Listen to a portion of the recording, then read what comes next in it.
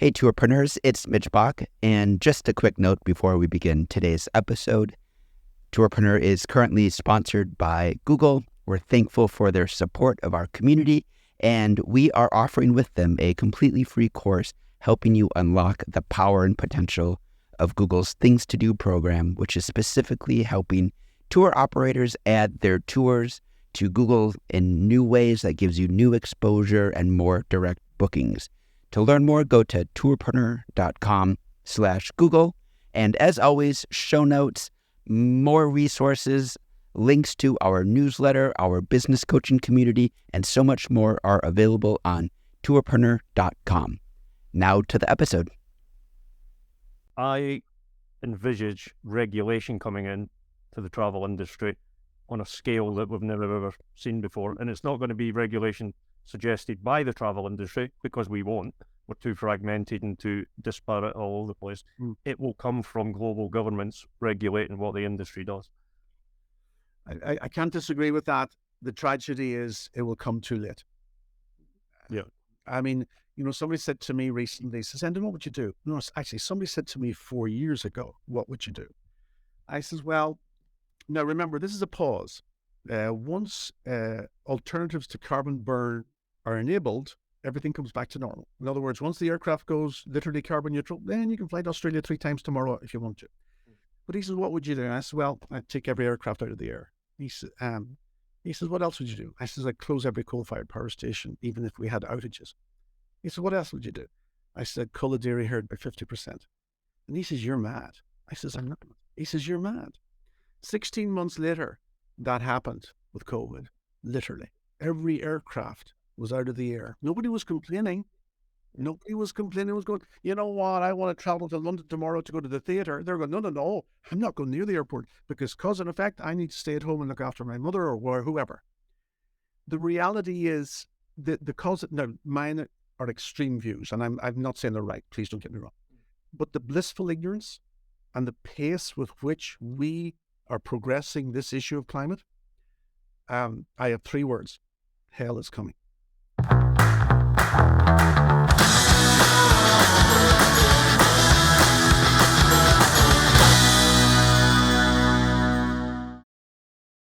Good afternoon, the Tourpreneur community, and welcome to yet another podcast for you.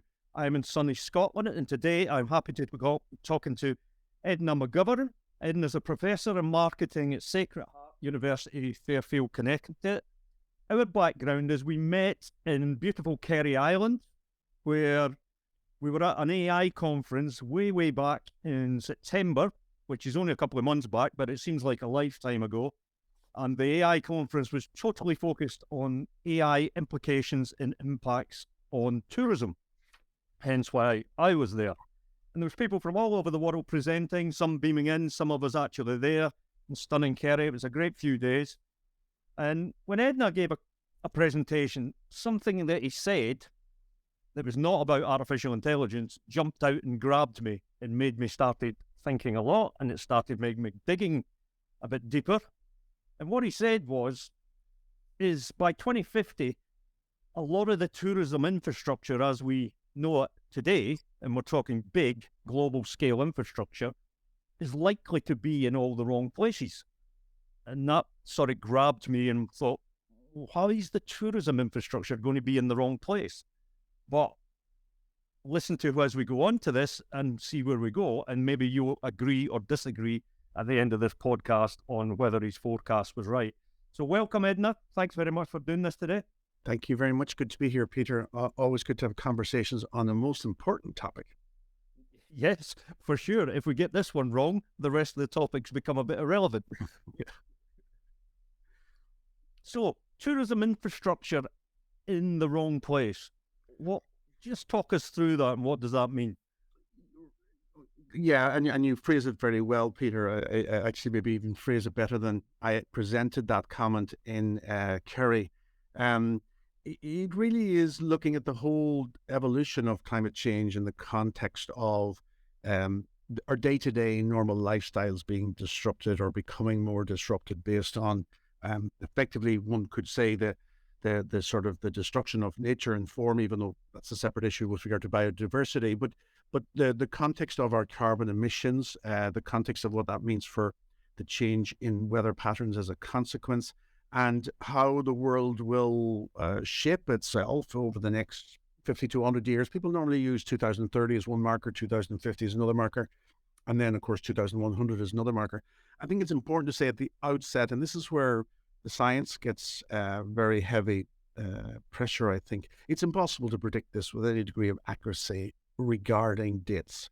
And whilst over the last 30 to 40 years with the evolution of climate change, there have been those attempts. In some cases they've been right, in other cases they've been wrong. And as a consequence, people can turn around and say, well, yeah, I don't believe you this time because your dates aren't accurate. Science does not have the capacity or the ability to predict these dates accurately, because we're talking here of decades, if not 20 or 30-year timeframes. So we're not talking over the next 3 months or over the next 6 months. This will happen. Like with COVID, one has to give great credit to the scientific community. Actually, one has to bow in front of the scientific community with regard to its ability to produce a vaccination and to allow us to get back to a relatively a normal speed of life so quickly. If this had happened 50 years ago, there's a good chance the world would have been closed down for 3 to 5 years, like the plague, with people not able to move based on the consequences of cause and effect, which was COVID, potentially death as the worst effect. So the scientific piece here with regard to time frame, I think, is very important in defense of the science. And I'm not I'm a behavioral scientist, but I'm not as such a scientist of the sciences, the hard sciences, biology, physics, chemistry, and everything that goes into in these conversations. I would have an awareness of them, but that's not my expertise. So in defense of the predictions that are coming from there, it's very hard to nail them. So that's what I would say at the outset. In our conversations here, people might say, oh, well, that's rubbish. It won't happen by then. And parts of the scientific community might say, well, we don't know if it may happen by then. But I think we're seeing now, and we've seen it in the last, I would suggest, 3 to 5 years, in an observation pattern, that it's now becoming close to, as Ulrich Beck once wrote, you'll only know it when you either see it, feel it, or touch it. And we're beginning to see it, feel it, and touch it with regard to our weather patterns. And we talked about it just before the start of the podcast about you in Scotland today, minus 15 degrees centigrade 4 days ago, now up to 12 degrees today. The United States is heading for significant blasts in the next week, which is threatening Texas and Florida, which are two predominantly hot states with extreme cold temperatures. And if we remember last year, Texas was hit with a cold spell that crushed their energy infrastructure because they didn't have the capacity to heat homes. So when we look at the weather patterns changing, the reality is they are. The reality is, and this is a phrase that was used in my research back in 1992, and I'd be honest, at the time it scared me and still does scare me. It was a phrase that was used called the Dark Ages. And I remember going, what do you mean by the Dark Ages? And in reviewing it, it was a term used to explain that all forecasting will be no longer valid because the weather patterns of the previous 200 years will be wiped. In other words, the data of what happened in 1850, 1880, 1920, 1940, 1960 would all of a sudden become irrelevant to what's going to happen tomorrow, because the weather pattern shift would be so significant that our experts that manage the weather data would be left in a situation of saying, I can't predict what's going to happen in 2 weeks. Whereas in the past, I've been able to predict within a 90-degree certainty that this will happen in the next 2 weeks. So that loss of predictability amongst the meteorological experts, I think, is becoming more and more evident as we're seeing significant changes in our weather patterns and somewhat being shocked. Shocked specifically if it's too cold or if it's too hot, but not shocked in the middle, because there's still a degree of comfort that we can live our lives in a sense of normality. But too cold and snowstorms, then obviously our lifestyle is significantly disrupted. And I think it was recently in northern New York, there was up to, I think, 4 feet of snow that fell on one day.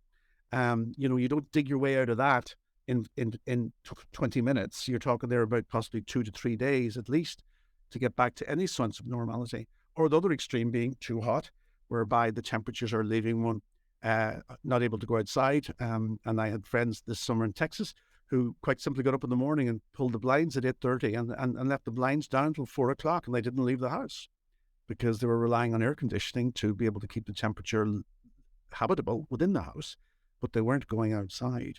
So as these become more unpredictable, less normal, my point to the aspect of the tourist destinations changing is really, I'm not so sure changing is the right word, but let's stay with that for the moment, is becoming a serious threat. Because if I'm sort of saying I'm going to Australia next year, which is a long-term plan, and I would plan I'm sure at least 12 or 6 months to go, and I look at parts of Australia at the moment with regard to the serious flooding that they've experienced in a number of areas of Australia. I may be speaking to my mother or my brother or my son out there saying, look, I'm thinking of coming over. And they say, well, look, can we just be a bit careful here? Because at the moment we've had a crisis. We're in recovery mode and we don't know what next year looks like. That would be one example of just the type of second guessing that the tourist or us as conventional citizens and wishing to explore the planet will be taking more into account on a day-to-day basis about, can we go? And if we can, are we sure we will enjoy our experience? With regard to the movement, I would suggest Pakistan, not a great example, but I think an example to boot was the flooding they had approximately 7 weeks ago, whereby something like over 30 million people were displaced, over 1 million people lost their homes. Every tourist destination in that location was destroyed. It wasn't the case of, sorry guys, we got a bit of extra water here, we'll pump it out, we'll see you next week. Most of their tourist destinations were destroyed, including hotels. So it's not a case that it's just the climate changing in the location, but it's the damage that the climate is doing in those locations that will, I would suggest, tragically, I don't do this with any joy, I do it with great sadness, will become more difficult for people to understand the ability to travel and to go to that destination as to where they should be able to have fun. And as we briefly spoke about earlier, just before we started again, with regard to weather patterns, and I had talked about the article in The Guardian today, talking about temperatures of up to shifting up to 20 degrees centigrade in parts of the United States and parts of South America. But one of the comments is, over the Christmas holidays, the air mass will retreat from central states but linger across these with temperatures ranging from -10 to -20 degrees. They also claim that this possibly will hit Texas and Florida. So, if I'm going to Florida for 2 weeks holidays, I'm not so sure I'm going to have a nice time if this air mass comes in. It says, meanwhile, South America will experience an extreme temperature divide this week. Temperatures in Argentina and Brazil will be at least 10 degrees above or below the climatological average, respectively. For Argentina and Paraguay, temperatures will be up to 20 degrees centigrade above average, with 40 degrees centigrade daytime maximum temperatures during the middle part of the week. I mean, and that's now, that's not, well, this will happen in 6 months or 6. This is happening now.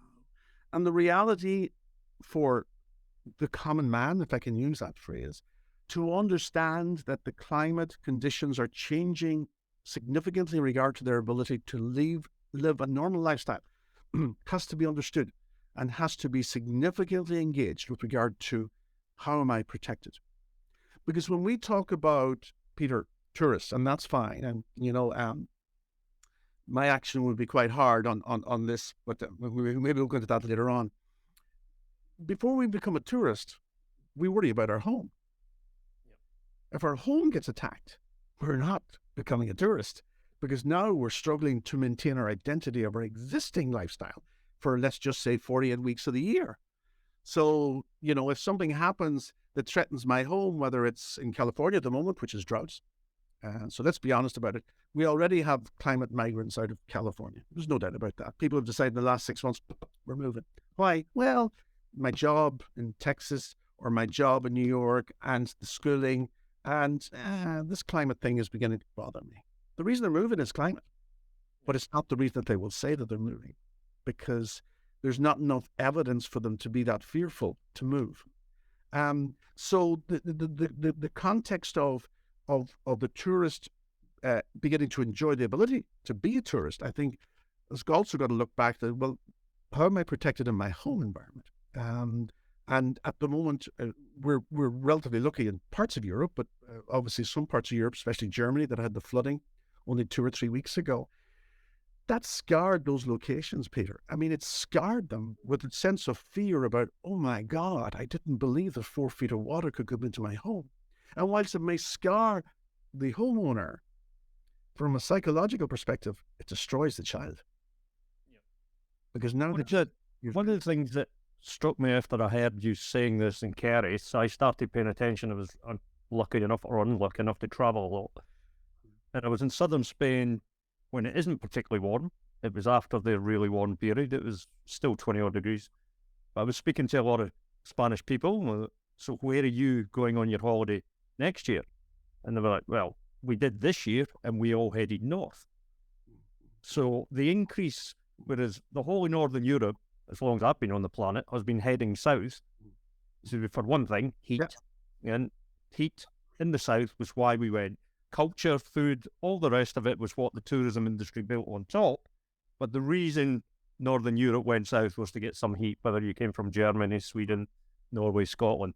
Whereas now we're already seeing people coming to northern Scandinavian destinations, Scotland, from places like Seville, which were 48, 49 in the summer, to escape the heat. So we're already starting to see that switchover of people moving in the opposite direction.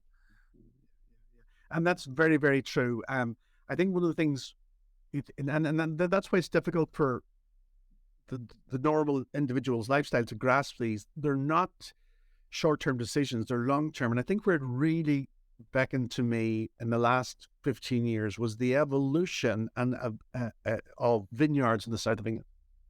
Yeah. And I was reading a piece recently talking about how some of the major players in the wine industry were now buying up land in the south of England because the temperature and the climate was much more conducive to the growth of grapes because of the problems in the southern part of Europe. But there was something, now I will not get this date right, so I will not try and say it's right, but there was some comment about that they predicted that vineyards would be applicable in Edinburgh by 2050 and 2016. I was going, what do you mean? You know, wine in Edinburgh, you must be joking.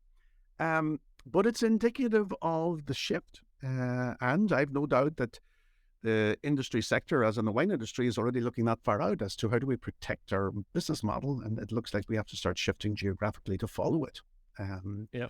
And that is north. So your point's very well made, Peter. Your point's very well. That is, they obviously have an issue with water and the amount of water they need on a regular basis, consistently. It's and it's not a short-term industry, as you know, it's a long-term industry. So they are. I'm lucky enough to speak at a couple of wine conferences each year, which although I know not a great deal about wine, I'm speaking there on a technology basis, but it's already, certainly for a lot of them, depending on where they're located, it's in their top 3 conversations. Yeah. Because they've seen the impact on their yield, the quality, all the rest of it, and particularly the ones that have been in family-owned businesses for generation after generation after generation. Right. They feel an obligation to look after it from a stewardship point of view. Rather, it's not just a business; it's a lifestyle and a family lifestyle. But they're like, this ground is not going to do what it did in the past going forward. Yeah, and coming back to your point about tourism, being that ground that did what it did in the past to attract people because of the scenery, because of the food, because of the culture, because of the climate predominantly.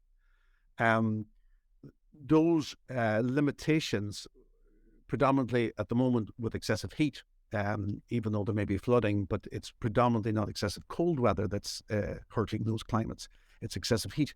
I mean, you know, I think as I said in the conference in Kerry, I think I had said, well, why would you go to Marbella from Scotland to swim if you could go to Dingle in Ireland and get the same temperature and swim, you know? Because that's what's going to happen. The southern parts of the UK, England and Ireland will become very attractive because of the weather patterns of heat that they will bring in the coming years.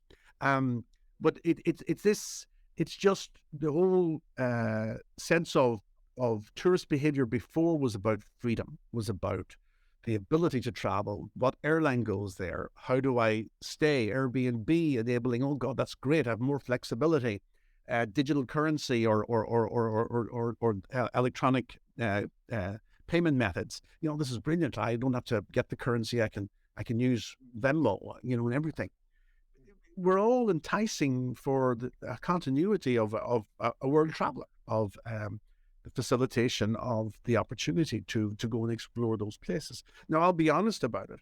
From a carbon emissions perspective, I would be, and I'm sorry to say this, Peter, extremely critical of the tourism industry, because as a proportion of carbon burned per head, obviously flight travel is the most severe and the most difficult one to explain. But it is one that's continuing to grow at excessive speed because of people's continued desire to travel. Yeah. I was reading a piece recently, and actually I've lost the link and I've got to get back to it. I was talking about the frequent flyers with regard to traveling, talking about taxes. And the idea was that on the first flight, everybody would have one flight free a year. Second flight, there would be tax. The third flight, there'll be more tax. The fourth flight, there'll be more tax. I couldn't agree with more, because I would suggest about 70% of the carbon emissions, not being an accurate figure, but a significant percentage of the carbon emissions are committed by about 15% of the flying population, who get on a plane every day because they want to grab a Starbucks in San Francisco. They have the wealth to do it, they have the desire to travel, and they have no understanding of the consequences of their pollution. And the airline industry is not taxed. The car industry is, with regard to petrol and diesel, but the air industry is not taxed, which is a crime in the context of, where is their contribution back to solving a problem that they're helping to create? But it's a powerful industry. It is seen as being revolutionary and new, and most countries are very scared to go near it. But it needs to be done, because it needs to be. Yeah, one of the paradoxes I see, I don't just see this in the airline industry, but I see it across all travel, but this sticks out in the airline industry, is a lot of them now are create or claiming sustainability programs with becoming more green, XYZ, new planes, and it's all good stuff and it's all in the right direction. However, at the same time, they have these massive loyalty programs with millions and millions of members that are designed to make you fly more. That's the loyalty. On one hand, we're claiming we're more sustainable, but on the other hand, we're doing everything in the power we possibly can to take you as a member of our program and make you fly more, not less. Yeah. So there's a complete disconnect on the two things. And this is the challenge. I mean, not going into the sort of the philosophical argument about the trouble we're in, but you have capitalism on one side and you have nature on the other. And capitalism is clearly winning. There's, our love of money, our love of wealth, our desire for materialism and consumerism, which we're seeing coming up to Christmas, personified in the Christmas present environment, where, tragically, and I would suggest there's a number of families today that the kids have so many gifts to open that they barely open the first one before they're running to the second one, and they don't know what they've got. We somehow felt that if we please people by gifting them or by enabling the consumption of a materialist consequence, that they're happier than if we take them out in their Wellingtons and take a walk around the forests and come back and see a deer. Yeah. And that's a tragedy, and that's on our individual cultures that have allowed that tragedy to evolve.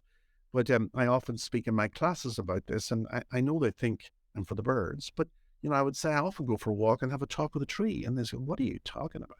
I says, because that is what gives me the most sense of happiness, that tree is there, and I'm able to talk to nature, than going into Walmart or Nordstrom's or Costco and spending another $300 on a device that I think will bring me happiness, which it won't. For the operators listening to this, and I could be totally wrong on this, I mean, I'm often wrong, but COVID did send a lot of signals about how we operate as an industry in changing times, and more interestingly, not how we operate, because at the end of the day, we were reacting to what was happening.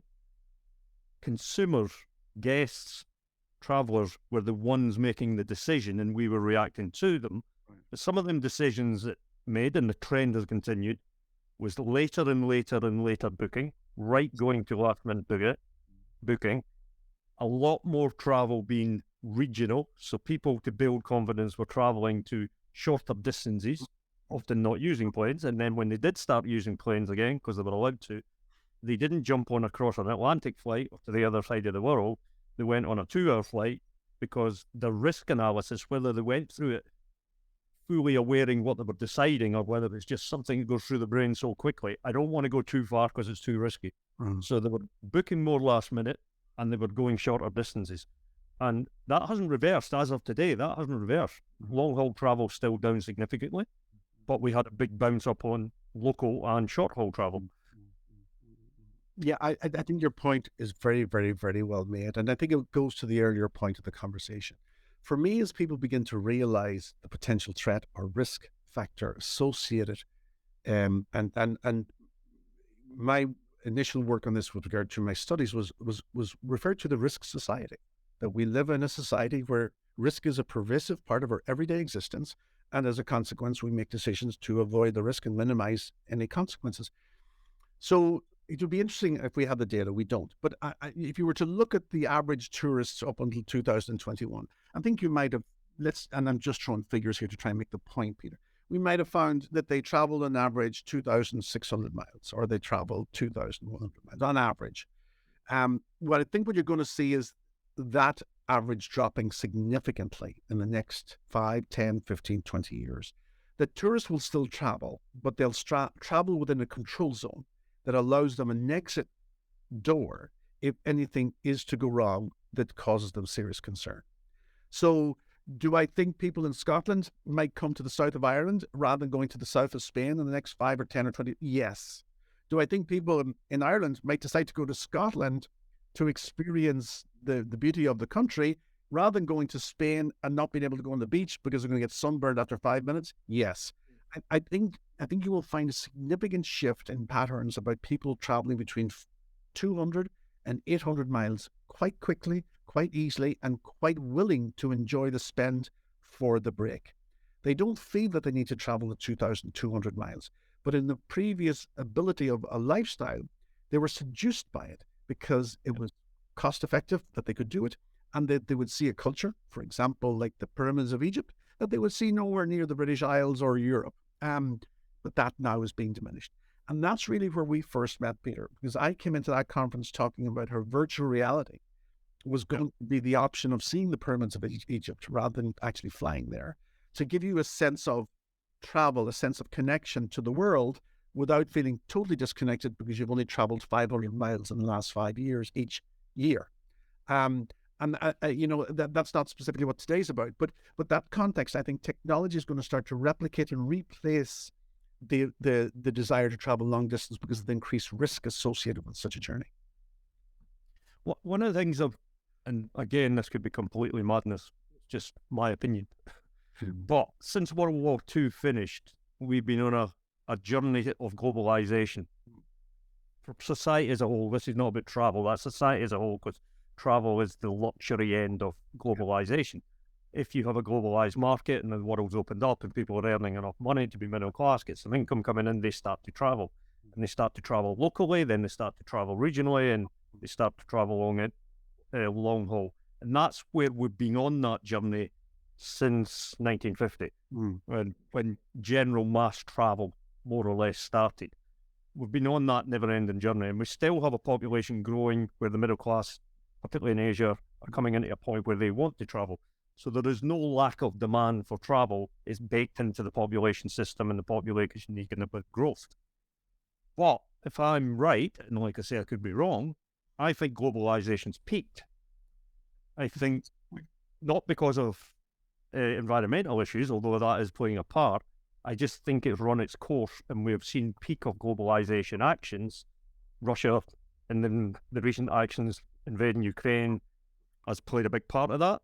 A lot of the actions China's been carrying out, not as blatantly as Russian done, but still damage, is making countries, governments, and companies rethink their whole alignment with the world and how supply chains work with the world. And I'm seeing people pulling back into regional blocks rather than pushing out all the time. Globalization, globalization, globalization. I now see blocks starting to form again like we're only going to work with the people that we really, really trust, and we're only going to trade in these blocks. That, if it keeps happening, will definitely have a kick on into the travel industry as well. I think that's an excellent point, and I would agree with you. I don't think it's mad at all. I think it's very astute. I mean, let's be honest about it. Brexit was that statement before Putin went into Ukraine, and before the issues with regard to Trump in the United States.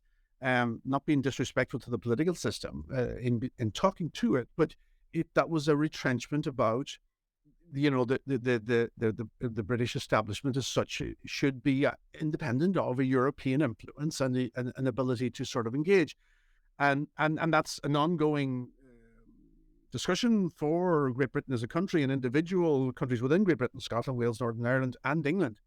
But it is becoming more entrenched in the everyday dialogue, which I think is tragic in trying to understand even how people at home are being treated. It's not just about, hey, let's not treat other people.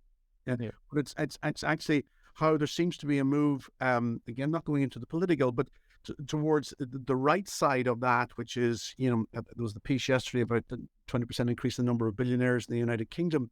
And yet people are struggling to eat their home and feed their families, which is a terrible consequence for a country of such power and history as in Great Britain itself. But I agree with you there. I do think there is this sense of, can globalization continue from a business perspective, which it needs at the moment. I mean, for example, if you take Apple and all their devices are produced in China by Foxconn, they're now looking at India and Vietnam as being other countries that can produce because the Chinese system is giving them too much trouble regarding the COVID policy they have in place. So you're perfectly right. The capitalist system needs the global trade to exist, to be honest, to maximize. But there's now that retrenchment. We've seen it with regard to the election in Italy, of saying, but no, it's about us first and it's about everybody else afterwards. I think that's a tragic consequence of modernity in our current time. Because one of the things the greatest institution I have respect for in the world is the United Nations, because I believe it is one of 8 billion people that it represents and not individual flags. But that context of being formed after the Second World War was to try and keep us as a species engaged and respectful of each other, that we would always live together happily and enjoy our company rather than ferment our individualism and become angry and start wars between each other. But your point's well made, and tourism is closely linked to that. After politics, I would suggest, and industry, tourism is the one that allows people to travel and respect other cultures and come home and saying, I had a glorious time. Yeah, and I'm still a firm believer that traveling and meeting other people and understanding how they live and the culture and all the rest of it reduces the grief in the world, but it's having that ability to travel in the first place. So often when I'm training tour operators, and I was talking about the other day on a group coaching call, I was asked the question by an operator in Indonesia because they've had several disasters. And it's something operators don't do enough of. It's something the industry doesn't do enough of, and that's scenario planning or what if going forward. Now, I'm pretty sure this week and last week there's a lot of what if scenario planning going on because suddenly so many people have woken up to the power of artificial intelligence just with some of the developments in the last couple of weeks. But I'm still not really seeing scenario planning from the industry on the environmental changes that are happening. I'm seeing some discussion, but I'm not really seeing any planning that takes care of what we've just been discussing for the last 20 minutes. And scenario planning very much applicable to the risk analysis. Exact same. What's the risk? How do I plan? I think there's 2 reasons for that, Peter, if I may suggest. I think people are too conditioned by what has happened in the past that they believe it won't happen then. I think that's one. And I think the second is they're too scared to do it. They're too scared to understand the consequences that if it does happen then, that it could devastate their business overnight, let alone get the tourists out of the particular location at that given moment in time. So I think there's an avoidance, genuine, it's not deliberate in a negative way. It's just human nature does not like to face up to bad news unless only if it happens them. Yes. It's quite happy to prepare for, or it's quite sort of engaged by preparing for happy news because let's have a party, let's do that. was very hard to have, well, let's have the sort of the flooding scenario, a practice run about what we do and where we go and what boxes we move onto shelf 6 feet high. It's because it's not part of human nature. It's not part of our dynamic as human beings. It's a dynamic of experts. It's a dynamic of the lifeguard, the police. Okay, guys, you're trained in this because you've got to be ready for it. But we as normal citizens aren't. But to your point, I think it's a very relevant issue for companies to try and understand. We need to have some thought of this, something that says I've invested £1,000 in buying these elements of safety that if I need them, I can pull them, rather than saying I have nothing. Yeah, I did, and I hate what I'm about to say, but I think it's going to be the only way. Is companies, particularly scale companies, but all companies, to expect the CEOs and the leadership boards to take action when they're in a competitive environment, when their actions will short-term damage their business versus their competitors who don't take actions, the chances are they're not going to take the actions because most of them say their term, if you're the CEO, are reasonable. You're probably only going to last several years. And therefore, it's like, is it going to happen on my watch? Or do I take the actions on my watch for the greater good of mankind 30, 50 years down the track? But I sacrifice my shareholder value up front because of that. Yeah. Brave leadership board. Yeah, I agree with you, brave leadership, but I would suggest to you brilliant leadership. Yeah. Because I think more and more, to the points that we've been talking about in the podcast here, more and more people are becoming aware, and as a result, they need the comfort blanket to feel that they're being cared for. And they need to hear that from the company.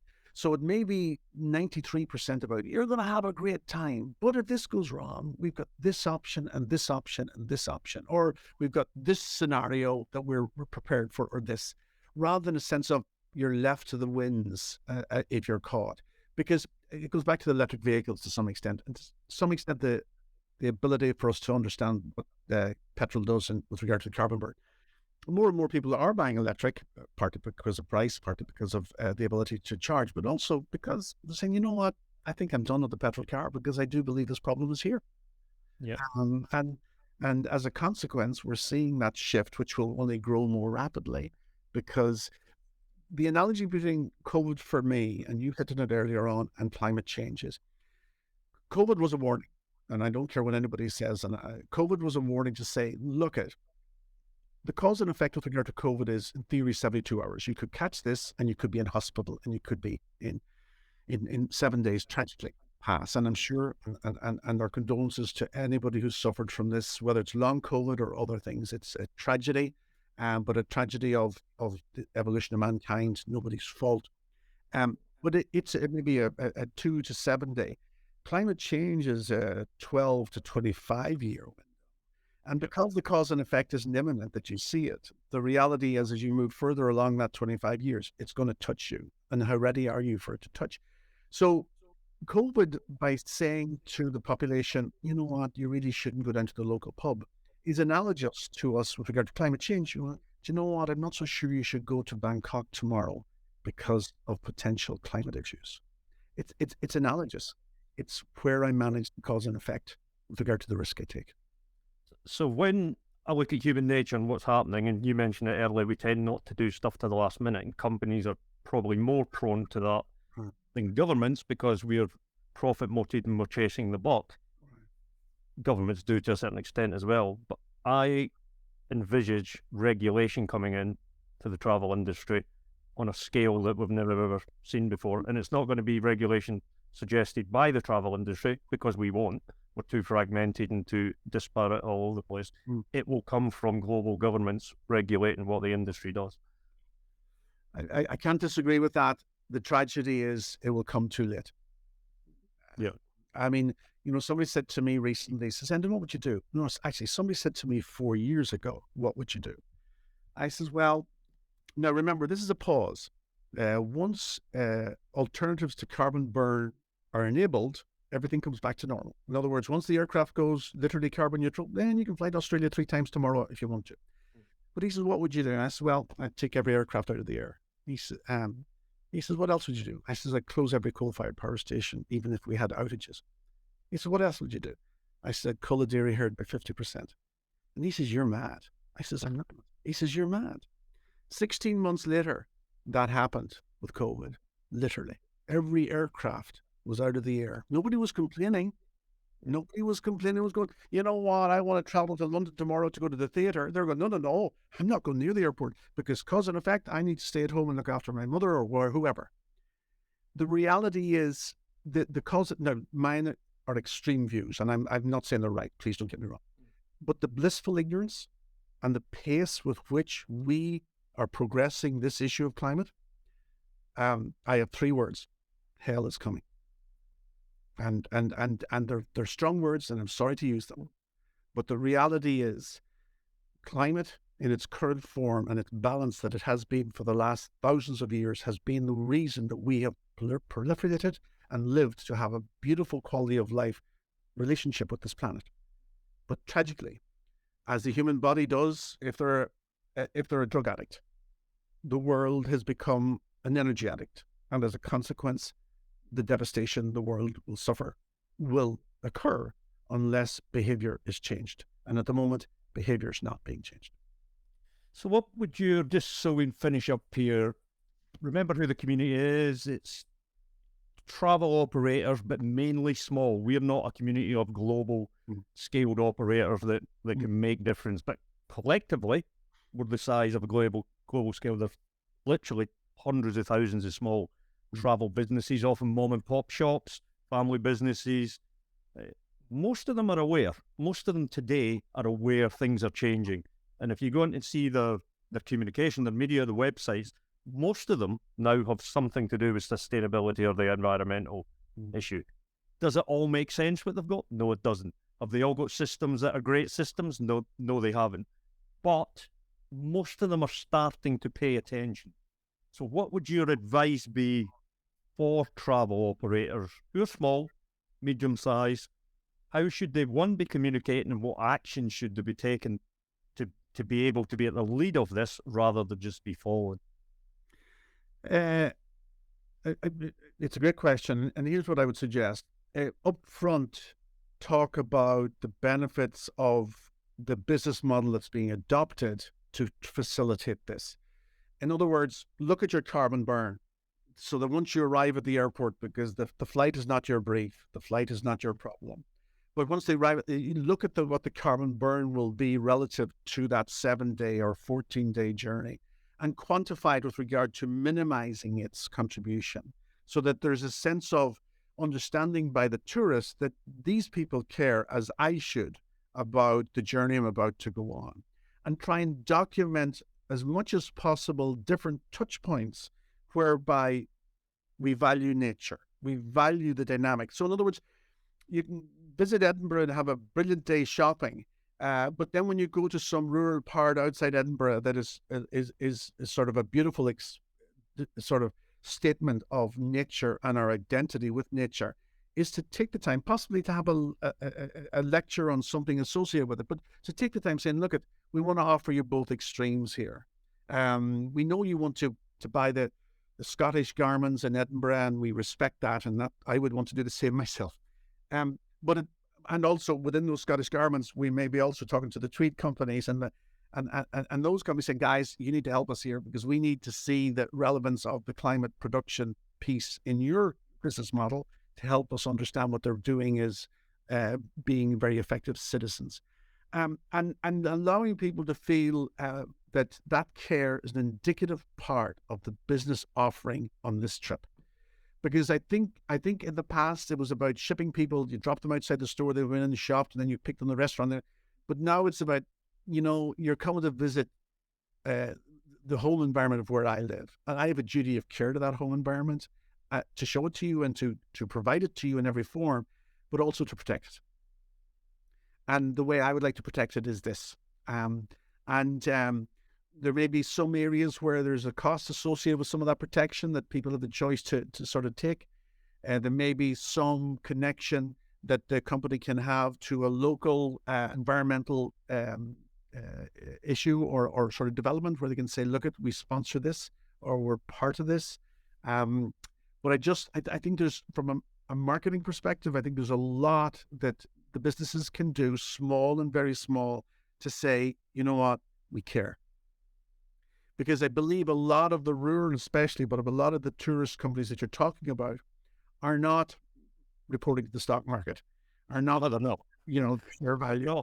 But being able to, their number, for many of them, it's a love of what they do that allows them to build a lifestyle that allows them to exist and to enjoy. And it's not about becoming rich. So I think for a lot of those companies and people, I think guidance and direction is, how do I do it, guys? Tell me, how do I do it? Whether there's a platform from the Scottish Tourism Board, whether there's somebody that says, okay, guys, there's a half-day seminar, help you build your materials to make the statement, whether it's fishing, whether it's sightseeing, whether it's boat trips, whatever. But where's the statement? So that I come along and your vehicle is electric or your vehicle is hybrid. I drive a hybrid Prius that says, you know what, I haven't been able to make the jump yet, but we're on the way to that jump. I think that's what I would suggest will be very strong messaging for people considering to take that trip rather than those who don't care about the topic. Yeah, I think the two words you mentioned there will resonate with the community. It's we care. Yeah, and I think if we communicate that, the public are on the same journey. So I think if you link the two together, I do think you make little steps. Yeah. We eventually get there. Yeah. Whether we get there fast enough, I have no idea. I'll leave that up to the scientists. Yeah. And the government. Yeah. I'd just like to thank you for all your time and your thoughts, Edna. That was fascinating. Really appreciate you taking the time to come on here and give us some thoughts on is our most important subject. We're going to have to address this, otherwise all the other stuff we address is not going to be that relevant. Well, it's lovely to talk to you, Peter, and lovely to talk to your listeners in the context of the journey they're on, because I think tomorrow's world is about caring. And if we all do it together, then we definitely can leave a better place for our children and our grandchildren to be able to enjoy as we have in our lives as well. Well, on them words, I'll say thank you, Edna. Thanks very much. Thanks very much, Peter. Thank you.